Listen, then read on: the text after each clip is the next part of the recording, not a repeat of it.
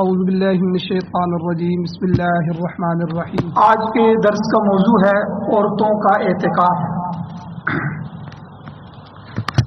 سب سے پہلی بات یہ ہے کہ جس طرح اسلام نے مردوں کو احکامات عطا فرمائے ہیں، اسی طرح بہت سے احکامات میں عورتوں کو بھی انہی پر عمل کا حکم دیا ہے۔ تو اسی میں سے یہ اعتکاف بھی ہے کہ جس طرح مردوں کے لیے اعتکاف کا حکم ہے، اسی طرح عورتوں کے لیے بھی اعتکاف کا حکم ہے۔ اور مرد اور عورت کی عبادتوں میں فرق بھی ہے کہ مرد امامت کر سکتا ہے، مؤذن ہے، اذان دے سکتا ہے، عورت اذان نہیں دے سکتی، عورت امامت نہیں کر سکتی۔ اسی طرح مرد اور عورت کی نماز میں یہ بھی فرق ہے کہ مرد جو ہے وہ مسجد میں آ کے نماز پڑھے، یہ اس کے لیے افضل ہے اور یہی اس کے لیے ضروری ہے کہ وہ جماعت کے ساتھ مسجد کو آباد کرے اور مسجد میں نماز پڑھے، جبکہ عورت کے لیے حضور علیہ الصلوۃ والسلام نے فرمایا کہ میرے پیچھے مسجد نبوی میں نماز پڑھنے سے بھی بہتر یہ ہے کہ عورت گھر میں نماز پڑھے، اور گھر کے صحن سے بھی زیادہ اس کے لیے افضل یہ ہے کہ وہ برآمدے میں نماز پڑھے، اور برآمدے سے بھی کمرے کے اندر جو نماز پڑھے وہ اس سے افضل ہے، اور اس میں بھی جو کونے میں پڑھے تو یہ اس کے لیے اور زیادہ افضل ہے۔ تو ان احادیث مبارکہ سے پتہ چلتا ہے کہ مرد اور عورت کی عبادات میں اخفاء اور کھلے پن کا فرق ہے۔ مرد جو ہے وہ معاشرے کے اندر آ کے کھلے جو ہے عبادت کا اظہار کرے، اور عورت کی عبادت میں اخفاء ہے۔ چونکہ عورت پردے کی چیز ہے، اس لیے نماز میں ایک اور فرق بھی ہے کہ مرد کا رکوع، مرد کا قیام، مرد کا سجدہ وہ کھلے انداز سے ہے، اور عورت کے رکوع میں، سجدے میں لپٹ کر بالکل سمٹ کے جو ہے وہ رکوع اور سجدہ کرے تاکہ زیادہ سے زیادہ پردہ ہو اور اخفاء ہو۔ تو اسی طرح عورتوں کے لیے اعتکاف میں بھی یہ حکم ہے کہ عورت مسجد میں اعتکاف نہ کرے بلکہ گھروں میں اعتکاف کرے۔ تو باقی مرد کے لیے مسجد میں اعتکاف کرنا ضروری ہے۔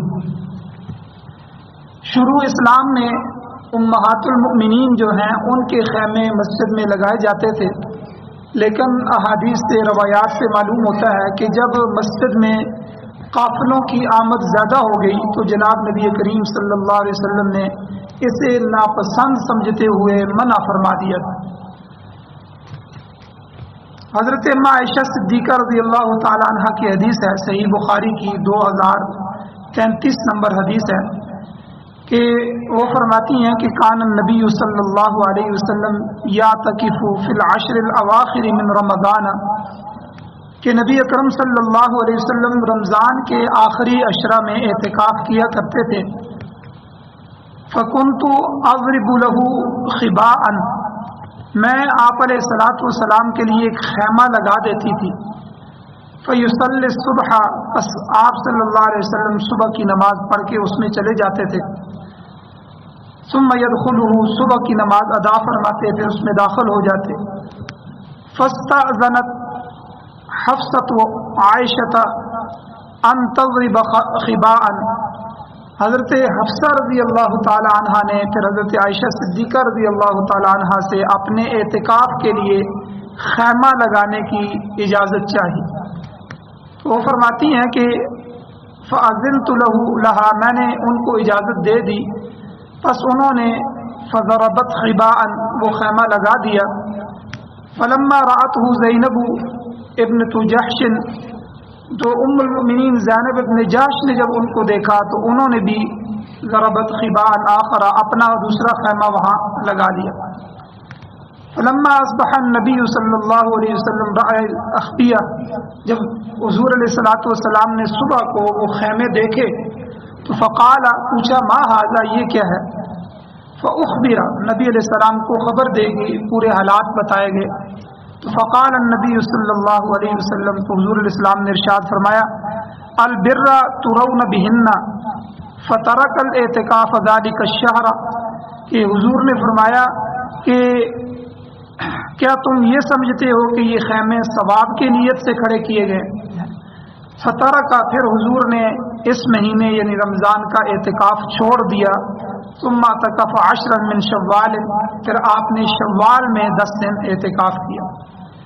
تو یہ پوری حدیث جو آپ نے سنی ہے، اس سے پتہ چلتا ہے کہ جس طرح عورت کے لیے گھر کے اندرونی جانب نماز پڑھنے کو مسجد میں نماز پڑھنے سے افضل قرار دیا گیا، اسی طرح اس کے اعتکاف کی عبادت کو بھی گھر میں افضل قرار دیا گیا.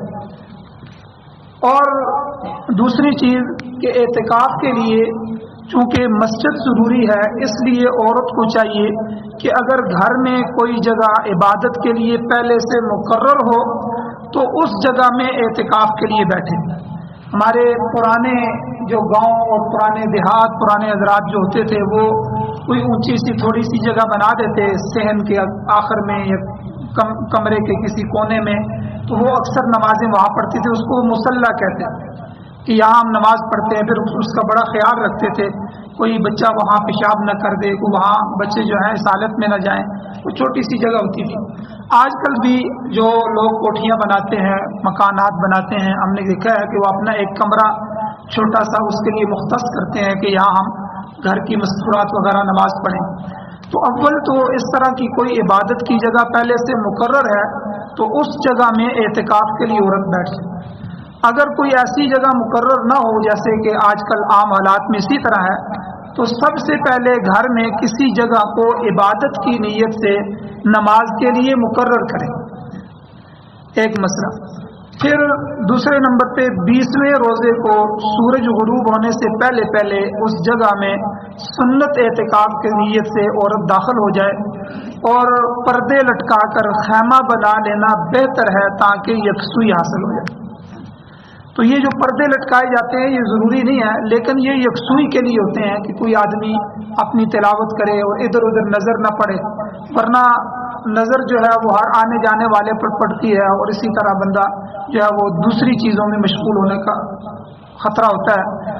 اور دوسری چیز یہ ہے کہ بندہ جب آرام کر رہا ہوتا ہے تب بھی اس کو یکسوئی ہوتی ہے ہر معاملے میں. تو اس لیے عورتیں بھی اگر جو ہے اس جگہ میں پردے لٹکا لیں، اپنے معاملے اس کو سارے جگہ کو گھیر لیں، علیحدہ کر لیں، تو اس میں بھی کوئی حرج نہیں ہے بلکہ یہ بہتر ہے. اور اسی طرح جو جگہ نماز کی نیت سے مقرر کر دی گئی ہے اس جگہ پر تمام احکام جو ہیں وہ مسجد کے جاری نہیں ہوں گے. اس کا یہ مطلب نہیں ہے کہ وہ جگہ اب مسجد کی ہو گئی ہے. مثلا اس جگہ میں عورت جب ناپاک ہوتی ہے، حائضہ عورت ہوتی ہے یا جنبی آدمی ہے تو وہ داخل ہو سکتا ہے. حالانکہ مسجد کا حکم یہ ہے کہ اس پہ ناپاک عورت یا ناپاک جو ہے وہ مرد مسجد میں داخل نہیں ہو سکتا. البتہ اس جگہ کو گھر کے دوسرے کاموں کے لیے استعمال نہ کرنا بہتر ہے. ہاں اعتکاف کے بعد اگر دوبارہ اس جگہ کو گھر کے کاموں کے لیے استعمال کر لیا جائے تو اس میں کوئی حرج نہیں.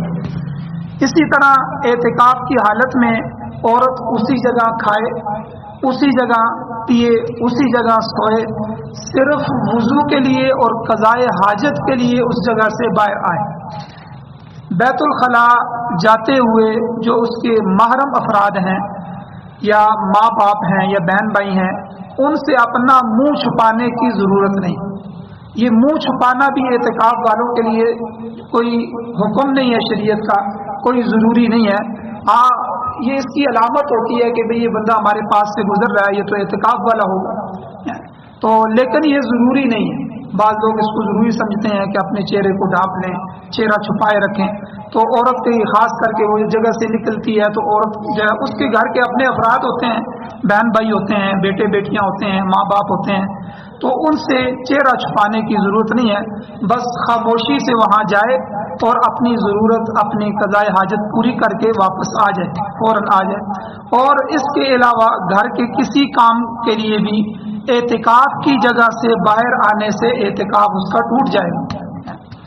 اسی طرح عورت کے اعتکاف کے لیے ایک مسئلہ یہ ہے کہ اعتکاف کرنے والی عورت اعتکاف کی جگہ میں رہتے ہوئے اگر گھر کے کسی کام میں گھر کی بچیوں کو ہدایات دے کہ آپ یہ کام کرو وہ کرو اس طرح کر لو تو یہ جائز ہے۔ البتہ بہتر یہ ہے کہ پہلے سے کسی کو گھر کے کاموں کے لیے مقرر کر لے، ان کو سمجھا لے تاکہ جو ہے وہ اعتکاف میں خلل نہ ہو، تاکہ اعتکاف میں یکسوئی حاصل ہو جائے۔ اور اسی طرح اگر گھر میں کوئی کھانا پکانے والا نہ ہو تو اعتکاف کی جگہ میں ہی جہاں وہ بیٹھی ہے وہاں پہلے سے ہی کھانے پکانے کا سامان رکھ کر اپنے لیے اور گھر والوں کے لیے کھانا پکا سکتی ہے، بشرطے کہ اس کی کوئی دوسرا پکانے کے لیے نہ ہو۔ لیکن اعتکاف کی جگہ سے باہر نکل کر باورچی خانے میں جا کر کھانا پکانا یہ اس کے لیے جائز ہے۔ ایسی صورت میں اعتکاف ٹوٹ جائے گا۔ ایسے حالات میں کہ گھر کا کوئی بھی پکانے والا نہ ہو تو یہ عورت اعتکاف ہی نہ بیٹھے۔ اور اسی طرح جس طرح مردوں کے لیے مسئلہ تھا کہ صرف ٹھنڈک حاصل کرنے کی نیت سے غسل کرنا، نہانا، یہ اعتکاف میں اس کے لیے جگہ سے باہر آ جانا تو یہ اس سے اعتکاف ٹوٹ جائے گا۔ اس لیے اعتکاف کی جگہ میں ہی اگر کوئی بڑا ٹب رکھ دیا جائے اس میں نہا دیا جائے تو اس کی گنجائش ہے۔ نہانا منع نہیں ہے بلکہ یہ ایسا عذر شرعی نہیں ہے، طبی عذر بھی نہیں ہے، شرعی حاجت بھی نہیں ہے، دونوں حاجتیں نہیں ہیں۔ تو اگر طبی اور شرعی حاجت نہ ہو تو اس کے لیے مسجد سے اس جگہ سے بغیر عذر کے بندہ باہر نکلے گا تو اعتکاف ٹوٹ جائے گا۔ تو گھر کے اسی طرح دوسرے افراد ہیں، وہ اعتکاف والی عورت کے ساتھ اعتکاف کی جگہ میں بیٹھ کے افطاری یا سحری کر سکتے ہیں، لیکن اعتکاف والی عورت افطار کرنے کے لیے اعتکاف والی جگہ سے باہر نہیں جا سکتی۔ یہ باہر جا کے ان کے دسترخوان پہ شامل ہو کے نہیں کر سکتی۔ وہ اگر اس کے ساتھ دسترخوان لگا لیں کہ چلو ہم اکٹھے افطاری کر لیں گے، اکٹھے سحری کر لیں گے تو اس کی گنجائش ہے۔ اسی طرح گھر کے جو ہے اگر کسی عورت کو دوران اعتکاف جو اس کی ماہواری ہے، جو اس کی ناپاکی شروع ہو جائے، حیض آ جائے تو اس کا اعتکاف ٹوٹ جائے گا۔ تو اعتکاف ٹوٹ جائے تو چونکہ روزہ ٹوٹ جاتا ہے، اعتکاف کے لیے روزہ بھی ضروری ہے، تو روزہ نہ ہو تو اعتکاف نہیں ہوتا۔ اس لیے جو مرد بھی اعتکاف بیٹھتے ہیں وہ اپنے روزے کا بڑا خیال رکھیں۔ اگر ان کا روزہ کسی وجہ سے ٹوٹ گیا تو ان کا اعتکاف بھی ٹوٹ جائے گا، تو اس کی جو ہے وہ ایک دن کی بعد میں اعتکاف کی قضا کرنا واجب ہوگا، اور قضا کرتے وقت روزہ بھی رکھنا ضروری ہوگا، کیونکہ روزے کے بغیر اعتکاف کی قضا صحیح نہیں ہوتی۔ بہتر صورت یہ رہے گی کہ جب عورت جو ہے ان ایام کو، اس کے ایام تو ویسے بھی ہوتے ہیں، ان ایام حیض کے روزے بعد میں قضا کرے گی، انہی دنوں میں ایک دن کے روزے کے ساتھ اعتکاف کی قضا بھی کر لے۔ تو بہرحال عورت کو پتہ ہوتا ہے، تو اگر اس کے یہ آگے ایام آ رہے ہیں تو اعتکاف کے دنوں میں ہی تو وہ عورت اعتکاف نہ بیٹھے، اتنے دن نفلی اعتکاف کی نیت سے بیٹھ سکتی ہے کہ جتنے دن تک ایام شروع نہ ہو جائے۔ اور اسی طرح شادی شدہ عورت کے لیے فقہا نے لکھا ہے کہ وہ اعتکاف میں بیٹھنے سے پہلے اپنے خاوند سے اعتکاف کی اجازت لے لے، اس کے بغیر اعتکاف نہ کرے، اور اگر خاوند اعتکاف سے منع کرنا چاہے تو کر سکتا ہے۔ یاد رکھیں اسلام کا کوئی بھی حکم ہے جو فرض کے درجے میں ہے اس میں خاوند کی اطاعت نہیں ہے، کسی کی بھی اطاعت نہیں ہے، حاکم کی بھی اطاعت نہیں ہے، والدین کی بھی اطاعت نہیں ہے۔ فرض نماز ہے، فرض روزہ ہے، فرض حج ہے، اور اسی طرح فرائض ہیں، وہ تو ہر حالت میں مرد اور عورت پر فرض ہیں، وہ تو انہوں نے ادا کرنے۔ لیکن جو سنت ہے یا نفل ہیں، خاص کر کے نوافل ہیں، تو ان میں عورت کے لیے جو ہے وہ عام دنوں میں بھی نفلی روزہ رکھنا چاہے یا نوافل ہیں تو اس کے لیے وہ خاوند کی اجازت لے۔ تو یہاں بھی اعتکاف چونکہ سنت موقدہ ہے، فرض واجب تو ہے نہیں کہ ہر ایک کے لیے رکھنا ضروری ہے، سنت موقدہ بھی کفایہ ہے کہ کچھ حضرات محلے کے بیٹھ جائے تو سب کی طرف سے کفایت ہو جاتی ہے، کافی ہو جاتا ہے۔ تو اس لیے عورت کا اعتکاف بیٹھنے سے پہلے اپنے خاوند سے اجازت لینا ضروری ہے۔ اگر خاوند اعتکاف سے منع کرنا چاہے تو کر سکتا ہے، لیکن فقہا نے لکھا ہے کہ اگر ایک دفعہ اعتکاف کی اجازت دے دے تو اب دوبارہ منع نہیں کر سکتا، اور جب خاوند نے اجازت دے دی تو اب چونکہ خاوند بیوی سے ہم بستری نہیں کر سکتا، بوس و کنار نہیں کر سکتا، یہ اس کے لیے جائز نہیں ہے، اور نہ ہی اس نیت سے اس کی جگہ میں داخل ہو سکتا ہے۔ یہ شریعت نے اس کو اختیار بھی اسی لیے دیا ہے کہ چونکہ وہ اس کی بیوی ہے اور یہ خاوند ہے، تو نفلی عبادات کے لیے اگر وہ اس سے اجازت لے گی، وہ اجازت اپنی مرضی سے دے، تو اگر دے تو پھر گویا کہ اس کی اجازت سے بیٹھ گئی ہے۔ اب وہ چیزیں ضروری ہو جاتی ہیں اس کے لیے کہ وہ ایسی نیت کے ساتھ عورت کے لیے داخل اس میں نہ ہو۔ اور البتہ ویسے اگر خاوند اس کے پاس چلا جاتا ہے، کسی بات میں مشورہ کرتے ہیں، کوئی بات چیت ضروری کرتے ہیں، تو اس سے اعتکاف نہیں ٹوٹے گا۔ تو البتہ اعتکاف کے دوران غیر ضروری باتیں کرنا یہ مناسب نہیں ہے مکروہات میں۔ اور اسی طرح عورت سے اس کے اعتکاف کے دوران اس کے گھر والے اور دیگر رشتہ دار بوقت ضرورت ملاقات کر سکتے ہیں، بات چیت کر سکتے ہیں، لیکن ہر وقت یہی ماحول بنائے رکھنا یہ مناسب نہیں۔ اعتکاف کا مطلب یہی ہے کہ بندہ دنیا اور دنیا کے سارے کام، دنیا کے رشتہ دار، دنیا کی برادریاں، تعلقات، دوستیاں، معاملات، اپنے تجارت اور ہر چیز کو چھوڑ چھاڑ کے بالکل اللہ کے دروازے پہ آ کے بیٹھ جاتا ہے۔ اب وہاں بھی اگر اس نے سارے دروازے کھول لیے، رشتہ دار بھی آ رہے ہیں، برادری والے بھی آ رہے ہیں اور دوست یار بھی آ رہے ہیں، وہاں گپ شپ بھی چل رہی ہے اور وہی دنیا کا ماحول ہے اور وہاں سے ہی جو ہے وہ اپنے معاملات بھی چلا رہا ہے، سارے کر رہا ہے، تو یہ اعتکاف کی روح کے منافی ہے۔ تو اس لیے عورت کے لیے یہ مسئلہ بھی ہے کہ اس کے اعتکاف کے دوران اس کے گھر والے اور دیگر رشتہ دار بوقت ضرورت اگر کوئی آ جائے تو وہ 1-2 منٹ کے لیے بیٹھ کے دعا سلام کر کے بات چیت کر کے وہ ملاقات کر کے جو ہے وہ جا سکتا ہے، لیکن ماحول بنانا کہ گپ شپ کا ماحول ہو، جو بھی آئے وہ بیٹھا رہے، اور یہ مناسب نہیں ہے۔ اسی طرح اعتکاف کے دوران تیل لگانا، کنگھی کرنا، ناخن کاٹنا، کپڑے بدلنا وغیرہ وغیرہ یہ سارے امور درست ہیں، کیونکہ یہ اس کی حاجت ہے، ضرورت ہے، اور اس کے لیے وہ جو ہے مسجد سے باہر نہیں نکل سکتی، جو اس نے گھر میں مسجد بنائی ہوئی ہے، جس کو اس نے مختص کیا ہے۔ اور یہ اعتکاف والے مردوں کے لیے بھی یہی حکم ہے کہ اس کے لیے جو ہے وہ کپڑے بدلنے کے لیے ان چیزوں کے لیے باہر نہیں نکل سکتے، ورنہ اعتکاف ٹوٹ جائے گا۔ اور اسی طرح عورت کے لیے کہ جو جگہ اعتکاف کے لیے مقرر کی گئی تھی وہاں سے نکل کر کسی دوسرے کمرے میں جا کر اعتکاف بیٹھ جائے تو یہ بھی نہیں کر سکتی، اس سے اعتکاف ٹوٹ جائے گا۔ ہاں علماء نے لکھا ہے اگر کوئی بہت زیادہ ایمرجنسی ہو، مثلا چھت وغیرہ ٹوٹ رہی ہے یا گرنے لگی ہے یا کوئی ایسا معاملہ ہو گیا ہے تو وہ جگہ تبدیل کرنے میں اس کی گنجائش ہے، لیکن اگر موقع ہو تو علماء سے رابطہ کر کے اس چیز کو بیان کیا جائے، شاید وہ عذر بھی بنتا ہے کہ نہیں بنتا۔